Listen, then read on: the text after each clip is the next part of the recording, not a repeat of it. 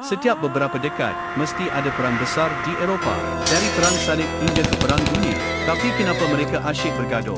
Sebab Eropah bukan satu kuasa besar, tapi merupakan beratus negara kecil yang saling curiga dan saling bersaing. Bila satu jadi kuat, jiran mula risau. Lahir pakatan, berlaku perlumbaan senjata dan akhirnya perang. Wilayah kecil seperti Alsace-Lorraine, Balkan, diperebut sebab strategik dan kaya.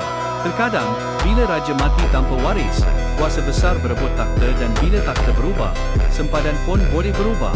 Bila Eropah mula menjajah, perang mereka meletus sampai ke Asia, Afrika, dan Amerika.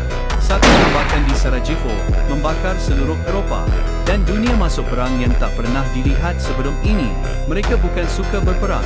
Tapi, dalam dunia kuasa, kalau kau tak serang, kau diserang. Pendek kata, perang bukan pilihan, tapi merupakan kewajipan.